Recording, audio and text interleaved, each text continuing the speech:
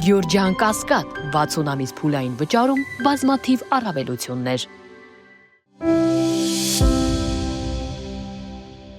Թուրքիայի արտաքին գերատեսչության ղեկավարի Հական Ֆիդանի Հայաստանին վերաբերող հերթական հայտարարությունն է այս տարվա մեկնարկից հետո։ Ֆիդանը Հայաստանում հունիսին անցկացվելիք խորհրդարանական ընտրություններն է կարևորել, նշելով նաև, թե Նիկոլ Փաշինյանն առաջատար է հասարակական կարծիքի հարցումներում։ Մենք անկեղծորեն աջակցում ենք այն կառուցողական դերակատարմանը, որը նա ցուցաբերում է այս հարցում, այս մոտեցումը, այս կամքը պետք է շարունակվի։ Այլ կերպ ասած, ըստ թուրքագետ վերլուծաբանների, Թուրքիայի իշխանություններին շատ ձեռնտու է Նիկոլ Փաշինյանի եւ նրա իշխանության գործելավոճը, եւ դա Թուրքիայի իշխանությունները չեն էլ թաքցնում։ Թուրքիայի արտաքին գործերի նախարարը, ով երկար տարիներ եղել է Թուրքիայի հետախուզության պետ, ուշով հետևել է եւ հետևում է Հայաստանում տեղի ունեցող իրադարձություններին, սոցհարցումներին եւ նրան եւս հետաքրքիր է, թե Հայաստանում առաջիկա խորհրդարանական ընտրություններում ով ինչ շանսեր ունի։ Առաջացնում է հետևյալը, մենք սատարում ենք Փաշինյանի կառուցողական մոտեցման, կառուցողական քաղաքականության։ Անմիջապես այդ ասում է հետևյալը, այդ քաղաքականությունը, այդ մոտեցումը պետք է շարունակվի։ Այստեղից կարող ենք բխեցնել, որ այդ քաղաքականությունը կարող է շարունակվել, այդ կառուցողական մոտեցումները իրեն կարող է շարունակվել միայն այն պարագայում, երբ Փաշինյանը վերարտադրվի։ Հետևաբար սատարել ասվում է քաղաքականության մասին, որը վարում է Նիկոլ Փաշինյանը եւ ցանկություն է հայտնում, որ այդ քաղաքականությունը շարունակվի։ Մարդը բառացի ասում է, որ հանրությունը աջակցում է այն գործընթացին, որը որ գործող իշխանությունը տանում է առաջ։ Հայաստանի ներկա իշխանությունների կառուցողական մոտեցումն ըստ թուրքագետի բոլորին է հայտնի։ Արցախը Ադրբեջանի կազմում, Արարատ լեռի վերացում Հայաստանի խորհրդանիշներից, ցեղասպանության հարցի փակում։ Ըստ թուրքագետի կողմ են ներկա իշխանությունների վերարտադրմանը, քանի որ չեն խանգարում թուրք-ադրբեջանական տանդեմի ծրագրերին տարածաշրջանում։ Ինչքան էլ որ մեր իշխանությունները որոշապես համար անընդունելի է, իրենք չեն կարողանում հասնել նրան, որ թուրքական եւ ադրբեջանական խոսեցի զանգեցուրի միջանք անընդունելի ես կա։ Բաց այդ ասում են, թրիփը դա մեզ համար նույն զանգեզուրի միջանքն է։ Շնորհակալություն եմ հայտնում Թուրքիայի արտաքին գործերի նախարարին եւ բոլոր այն մեր տարածաշրջանային գործընկերներին, որոնք աջակցում են Հայաստանի Հանրապետության, հանրության, մեծամասնության խաղաղության գնալու եւ առևտուր անելու, ինչպես նաեւ թրիփի շրջանակներում այդ առևտուրը զարգացնելու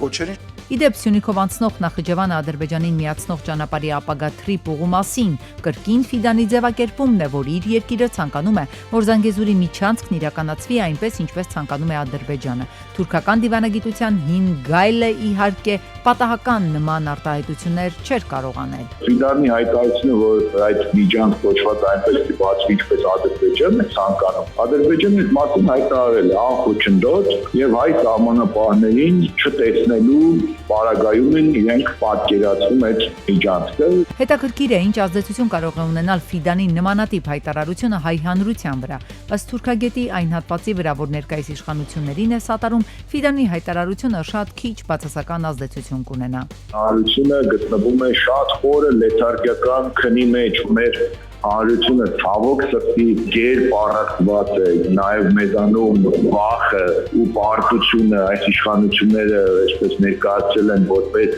պրագմատիզմ։ Ըստ Մելքոնյանի Հայաստանի առաջին քաղաքականությունը իմիտացիոն է։ Երևանը ոչ թե բանակցում է, այլ վարում է գերզիչելու քաղաքականություն։ Քննչական կոմիտեն հայտնել է, որ զինծառայողի մահվան դեպքի առթիվ մեկ անձի նկատմամբ հարուցվել է հանրային քրեական հետապնդում զինծառայողին անզգուշությամբ ինքնասպանության հասցնելու հոդվածը։ Նա ձերբակալվել է, կալանքը որպես խափանման միջոց կիրառելու վերաբերյալ միջնորդություն է ներկայացվել դատարան։ Հիշեցնենք, հունվարի 14-ին ժամը 9:50-ի սահմաններում հայտնաբերվել է Պաշտպանության նախարարության Էնզորամասի զինծառայողի դին հրազենային վնասվածքով։ 87 քաղաքացի օգտվել է 17 միլիոն դրամ վճարելու հնարավորությունից եւ ազատվել պարտադիր զինվորական ծառայությունից։ Շուրջ 38-ը ծառայել է 1 ամիս վճարելով 8 միլիոն դրամ, իսկ 9-ը ծառայել է ամբողջ 2 տարին առանց որևէ վճարի։ Այս մասին Ազգային ժողովի հանձնաժողովի նիստում հայտնել է քաղաքացիական պայմանագիր խմբակցության падգամավոր Հայկ Սարգսյանը։ Նրա խոսքով ներկայում հետախուզման մեջ է ավելի քան 1300 քաղաքացի, որոնք բնակվում են արտասահմանում եւ չեն կատարել զինվորական ծառայությունը։ Ռազմական գործողությունների ընթացքում անհետ կորած անձանց վերաբերյալ նոր օրենքի նախագիծը ազգային ժողովի պաշտպանության եւ անվտանգության հարցերի հանձնաժողովը հաստատել է։ Կկազմավորվի անհետ կորած անձանց միասնական ռեեստր, իսկ որպես լիազոր մարմին նախատեսվում է ազգային անվտանգության ծառայությունը։ Օրենքը կարգավորում է նաեւ որոնման ընթացակարգերը, դրանց դադարեցման հիմքերը եւ նախատեսում սոցիալական ու ֆինանսական աջակցությունների լայն շրջանակ ընտանիքների համար։ Նախագիծը ներկայացրել է Արդարադատության նախարար Սրտուի Գալյանը։ Գործարար Սամվել Կարապետյանին կրկին կտեղափոխեն ԱԱԾ մեկուսարան, վերաքննիչ հակակոռուպցիոն դատարանը բեկանել է առաջին ատյանի դատարանի որոշումը, որով Կարապետյանի նկատմամբ տնային կալանք եւ գրավ էր կիրառվել դեկտեմբերի 30-ին։ Սամվել Կարապետյանի նկատմամբ որպես խափանման միջոց կիրառվել է կալանքը 2 ամիս ժամկետով, հայտնել են հակակոռուպցիոն դատարանից։ Դեսպան Քվինը ամփոփել է Հայաստանում իր եռամյա պաշտոնավարման արդյունքները, նշելով երկկողմ հարաբերությունների ամրապնդումը ռազմավարական, տեխնոլոգիական, էներգետիկ ու տնտեսական ոլորտներում, ինչպես նաև խաղաղության գագաթնաժողովի ընթացքում ձեռք բերված համաձայնությունները։ Նա հայ ժողովրդին երախտագիտություն է հայտնել եւ ընդգծել հետագա գործակցության ու խաղաղության կարեւորությունը։ Հայաստանում ներդրվելու է աշխատանքային վիզա։ Գործադիրը ֆիքսել է, որ վերջին տարիներին առաջացել է աշխատանքային միգրացիոն հոսք դեպի Հայաստան։ Խորհրդարանի ներկայացված օրենսդրական փաթեթով նաև փոփոխվելու է աշխատանքի հիմքով կացության տրամադրման մոդելը։ Հիմա գործատուն պարտավոր է իր ունեցած ազատ հաստիքը Հայաստանի գործազուրկ քաղաքացու միջոցով լրացնել։ Չհաջողելու դեպքում միայն թույլատրվում է աշխատանքի ընդունել օտարերկրացու։ Այս մեխանիզմը սակայն տարիներ շարունակ չի աշխատել։ Ըստ այդմ առաջարկվում է կիրառել քվոտավորման համակարգ։ Կառավարությունն ամեն տարի սահմանելու է, թե քանի աշխատանքային միգրանտի կարիք ունի Հայաստանը, եւ ըստ այդմ հենց այդքան կացության իրավունք է տրամադրվելու։ Շռայլությունն է, որ հավատանք, որ ինչ-որ բան կարգավորել են, ոչ մի բանը չի կարգավորել, որովհետև եթե այդ երկրներից եկող բնակիչը անլեգալ Հայաստանում հայտնվում է, ընդհանրենք տուրիստականով, իրեն հայտնաբերելու, Հայաստանից արտաքսելու մեխանիզմները իրականում երբեք չեն աշխատելու։ Մարդը գալու է ոչ աշխատանքային վիզայով, մարդը գալու է մեզ բարեկամական, ընդհանրենք փոխադարձ վիզաների ընդունման թեմայից դուրս երկրներից։ Երևանում արձանագրված ճանապարհատրանսպորտային պատահարների մեջ մեծ է ինքնագլորների մասնակցության վթարների թիվը։ Ըստ վիճակագրության դեպքերի մեծ մասը գրանցվել է ամառային տուրիստական ամիսներին։ Հայաստանում եւս տուժածների մեծամասնությունը 95%-ը եղել են փոխադրամիջոցը վարողները, իսկ 5%-ը հետիոտները։ Հիվանդանոց դիմաց բոլոր տուժածները, այդ թվում փոխադրամիջոց վարողները, եղել են չափահաս, մեծամասնությունը 68%-ը 18-ից 30 տարեկան։ Ներքին գործերի նախարարությունից հայտնել են, որ հիվանդանոցներում բուժօգնություն են ցուցաբերել ինքնագլորներ վարելու հետևանքով վնասվածքներ ստացած 171 քաղաքացու։ Օրենքը գրված է, բայց վերահսկողություն բացարձակ չկա։ Ցույց տվեք մի տուգանք, որը կիրառվել է ինքնագլոր քշողի նկատմամբ կամ կանոններ խախտելու։ Փողոցում հաճախ տեսնում եք 3 ընկերով ինքնագլորի վրա ինքնագլորներ բարձած են գնում, քանի որ այդ վերահսկողությունը բացակայում է, նա անընդհատ այդ դեպքերը տեղի են ունենում։ Օրենքը գրել են ըստ էության, որ մարմնական վնասվածքների դեպքում կարգավորումներ լինի իմանան ամեն պատասխանատվության ենթարկում։ Վերջին օրերի առադյան ու անբարենպաստ եղանակի հետևանքով Երևանի մի շարք փողոցներում առաջացել են ասֆալտաբետոնե ծածկի փոսեր։ Գիշերային ժամերին իրականացվել են տեղային վերանորոգման աշխատանքներ, որոնք կշարունակվեն նաև այսօր, երթևեկության անվտանգությունն ապահովելու համար։ Եղանակի բարելավումից հետո կմեկնարկեն փոսային նորոգման հիմնական աշխատանքները, հայտնել են քաղաքապետարանից։ Իրանում զանգվածային անկարգություններին մասնակցելու եւ ահաբեկչական խմբավորումների հետ կապի համար ձերբակալվել է մոտ 3000 մարդ։ Զուգահեռ Telegram հարթակներում կադրեր են հրապարակվում դիահերձարաններից, որտեղ մարդիկ փնտրում են հարազատներին։ Այս պահին ստույգ հայտնի չէ, թե հակակառավարական ցույցերի ժամանակ որքան ցուցարար ու ոստիկան է սպանվել։ Վերջին անգամ միջազգային լրատվամիջոցները հրապարակել էին 2600 սպանվածի մասին։ Իրանի իշխանությունները տեղի ունեցածի սլաքները ուղղում են դեպի Իսրայել եւ Ամերիկա։ Մակում Ամերիկայի դեսպան Մայքլ Ուոլթսը անվտանգության խորհրդի նիստին հերքել է Իրանի մեղադրանքները, թե բողոքի ցույցերը օտարերկրյա դավադրություն են, որն ուղղված է ռազմական գործողությունների նախապատրաստմանը։ Դիվանագետը միևնույն ժամանակ շեշտել է, որ Վաշինգտոնը աջակցում է Իրանի խիզախ ժողովրդին, իսկ նախագահ Թրամփը դիտարկում է բոլոր տարբերակները կոտորածը դադարեցնելու համար։ Ի պատասխան այս հայտարարությանը Մակում Իրանի փոխդեսպանն արձագանքել է, որ Թեհրանը չի ձգտում սրման կամ առճակատման եւ մեղադրում է Ամերիկայի Միացյալ Նահանգներին ստի, խեղաթյուրման ու փաստերի միտումնավոր ապատեղեկության մեջ։ Նա շեշտել է, որ ագրեսիայի ցանկացած գործողության ուղղակի կամ անուղղակի կտրվի վճռական, համաչափ ու օրինական պատասխան։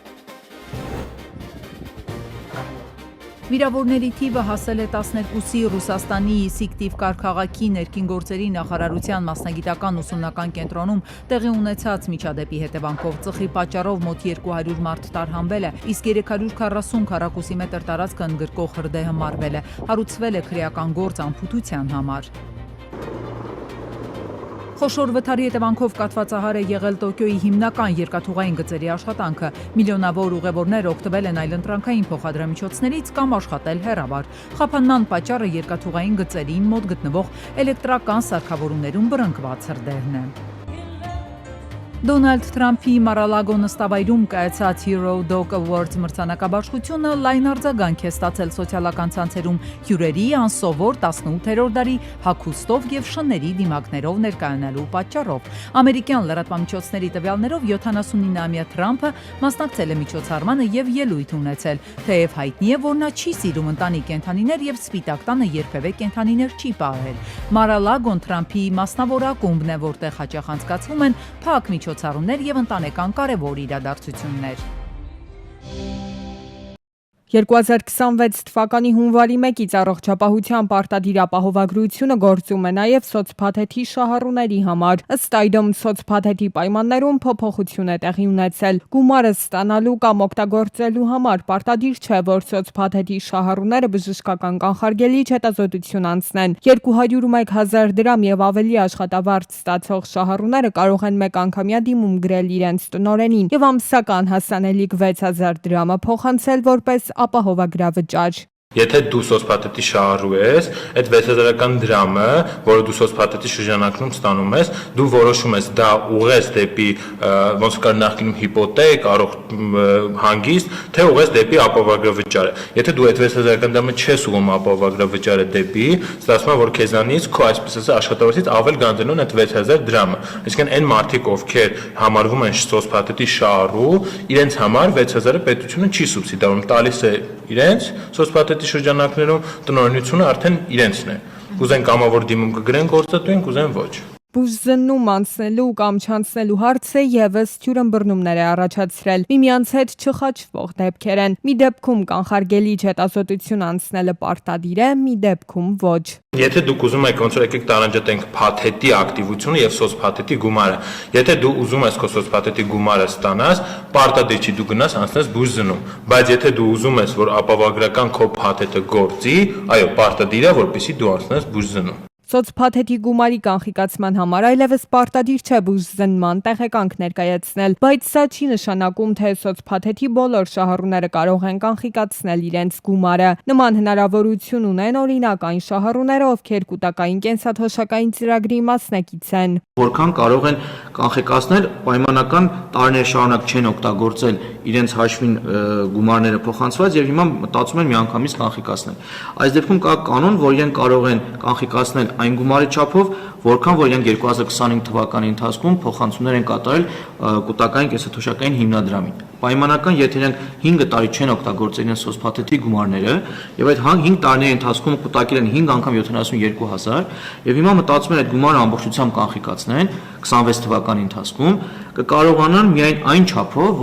որ իրենք 25 թվականի ընթացքում կൂട്ടակայինին գումարներ են փոխանցել։ Կանխիկացման եւս մեկ ուղղություն է ավելացել։ Նոր փոփոխությունը վերաբերում է ոչ միայն կൂട്ടակային կենսաթոշակային ծրագրի մասնակիցներին, այլ սոցփաթեթի բոլոր շահառուներին։ Բոլոր մեր սոցփաթեթի շահառուները, ովքեր այս տարվա ընթացքում չեն դիմում իրենց գործատուին, որ իրենց աշխատավարձի հետ զուգահեռ նաև սոցփաթեթի գումարները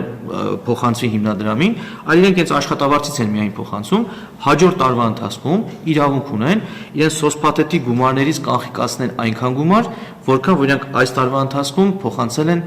հիմնադրամին։ Ընտանիքի մյուս անդամների ապահովագրավճարը եւս հնարավոր կլինի փոխանցել սոցփաթեթի գումարից։ Այս դեպքում չկա անհրաժեշտություն, որ շահառուն դիմի գործատուին գումարի փոխանցման համար։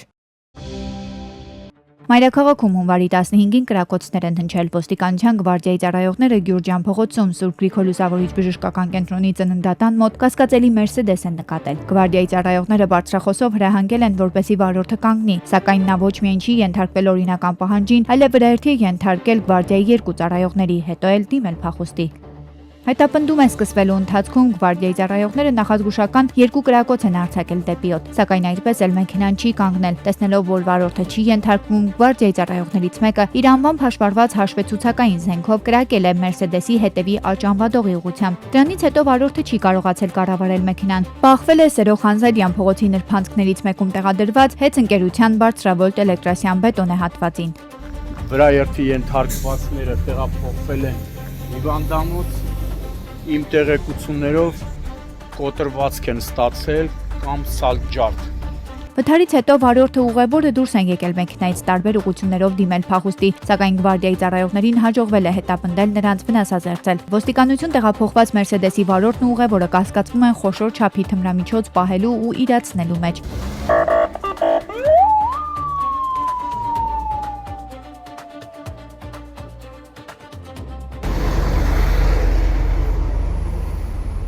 Հունվարի 16-ին մերկասառույցի պատճառով ողբերգական վթար է տեղի ունեցել Գեղարքունիքի մարզում։ Սևան Մարտունի գետապ ճանապարհին բախվել են 28-ամյա Սևակի Տոյոտան եւ 35-ամյա Վահանի Նիսանը։ Տոյոտայի ուղևորը, ով վարորդի մայրն է, տեղում մահացել է, իսկ վարորդը տեղափոխվել է Գավառ բժշկական կենտրոն։ Ժամանել են փրկարարչարայության Գավառի շրջփրկարարական ջոկատի փրկարարները, ոստիկանության բարեկային ծառայության Գեղարքունիքի մարզի գումարտակի երկրորդ վաշտի պարեկները։ Ըստ դեպքի վայրում հավաքվածների ճանշինը աղուավազ չէր լցրել, ճանապարհն էլ մերկասառույցից մաքրված չէր։ Ամբողջ ճանապարհը պնդում էին նաև վթարի վայր ժամանած քաղաքացիները եղել են մերկասառույց։ Ասում էին, որ վթարից 40 րոպե հետո նոր ճանշինը պատասխանատու Գավառ սերվիս, թե Գավառ, թե Քյավառ։ Մի մասը ասում է Գավառ սերվիս, մի մասը ասում է Քյավառ սերվիս։ Պատասխանատուները նոր ժամանել են, սկսել են աղ ու ավազով մշակել ճանապարհը։ Մերկասառույցի պատճառով եւս մեկ վթար հունվարի 15-ին մայրաքաղաքում է եղել։ Չայլախյան փողոցում Նիսանը բախվել է տեղում մեկ այլ վթարի համար ժամանած փրկարարչարայության մեքենային։ Ժամանել են ոստիկանության բարեկային ծառայության Երևան քաղաքի գնդի 3-րդ գումարտակի 3-րդ վաշտի պարեկները։ Հիշեցնենք, որ հունվարի 15-ին նույն վայրում 24-ամյա Արտյոմներ Նիսանով բախվել երկաթե դարպասին 5 մետր բարձրությունից գլխի վայր հայտնվել բնակչի տարածքում։ Հենց այդ վթարի համար էր, որ ժամանել էր փրկարարչարայության մեքենան։ Իսկ եթե ճանապարհը մշակվեր աղուավազով, հարգելի Երևանի քաղաքապետարան, հարգելի կենտրոն վարչական շրջանի ղեկավար, ապա այս վթարները տեղի չեր ունենա։ Երջանիկ պատահականություն է, որ զոհեր եւ վիրավորներ չկան։ Հունվարի 15-ին արտակարգ դեպք է տեղի ունեցել Արագածոտնի մարզում։ Ապարան խոշորացված համայնքի Միրակ բնակավայրի տներից մեկում առողջական խնդիրներ ունեցող բուժարուին գյուղ մտնող ճանապարհին տեղացած առադյան պատճառով Ծաղկահովիտ բժշկական կենտրոնի շտապօգնության բժիշկների հերթապահ խումբը չի կարողացել մոտենալ։ Փրկարարչարայության Արագածի շրջփրկարարական ջոկատի փրկարարները, ոստիկանության բարեկային ծառայության Արագածոտնի մարզի գումարտակի 2-րդ վաշտի 2-րդ դասակի պարեկները, շտապօգնության բժիշկները ոտքով 2 կիլոմետր են անցել։ Տրակտորներով բացել են ճանապարհը։ Ի վերջո հաջողվել է մորը եւ 3 անչափահաս երեխաներին որոշ հատված ոտքով մոտեցնել շտապօգնության մեքենային, ինչից հետո նրանք տեղափոխվել են Ծաղկահովիտ բժշկական կենտրոն։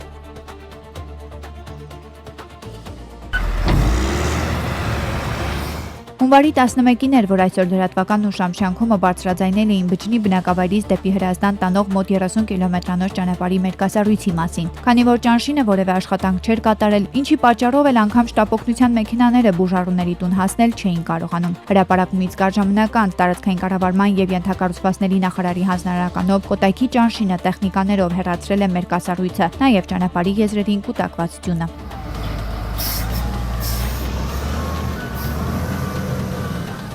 Նախ հեսա դեպի Բջջնի գնացող ճանապարհը արդեն լավ է, մերկասառույց չկա։ Հունվարի 6-ին էլ այսօր լրատվական ուժամ շանքում անդրադարձել էին Զորավան, Արագյուղ, Բուժական, Խարաշամփ եւ մի քանի գյուղեր տանող ճանապարհին տիրող բարձի թողի վիճակին։ Հունվարի 15-ին ճանշինականներն այստեղ եւս գործի են անցել։ Այդ հատվածը մաքրվել է ձյան շերտից։ այս ճանապարհին տեսնում եք ամբողջությամբ տրակտորը աշխատել է, տեխնիկա աշխատել է, ճանապարհը բաց է, բայց ցավոք մշակվաշի անհրաժեշտ աղ ու ավազի խառնուրդով։ Ասում են ձնի ջուր, սեր ձնի ջուր չունի։ Չարենցավան քաղաքի 8-րդ թաղամասում վերջին տարիներին չկա մեկ օր, որ բնակիչները գարշահոտ չշնչեն, բազմաբնակարանային մի քանի շենքերը, սեփական տները, առևտրի կրպակները հայտնվել են անելանելի վիճակում։ Հատկապես վերջին 12 օրվա ընթացքում գարշահոտը սաստկացել է։ Այս բանը ախպեր։ Դորտ այն քանակամի ասել բարեկե, նա դեսպաբալուս քան։ Նա շախ։ Ամբողջ այստեղ պիտի լինեք, որպեսզի զգաք այս գարշահոտը, որ անգամ մի 500 մետրից զգացվում է։ Չարենցավանցիները հայտնել են, որ դեռ 3 տարի առաջ էր քաղաքապետարանը խոստացել լուծել հարցը, բայց ոչ մի առաջընթաց, ավելին Վեոլիա ջրից եւս չեն արձագանքում։ Բարձր մտնում ես։ Արկը վերցնի, բայց ես ինչ։ Արդեն այլախ քիչ քանի օր 10-15 օր։ 11 օր։ 15 օր։ Բակ ջուրը գալիս է, ասում է բանը։ Ծնալուց է գալի։ Բա հոտը։ Օ, դա մեջը սաղ ջուր է։ Սա ստե խանութ է ապրել, խանութ ուզացել։ Մի մեջը սաղ կեղտա ջուրը սեղա։ Վա։ Էս սաղ հեսա։ Ապրել սա խանութ է ապրել փչացել։ Սա Ճարահատյալ բնակիչները Կոտայքի մարզպետի ուշադրությունն են հրավիրում, նշում, որ գարշահոտը մի քանի 100 մետրից է զգացվում, իսկ իրենք ստիպված ապրում են այդ պայմաններում, ամեն օր շնչում դա։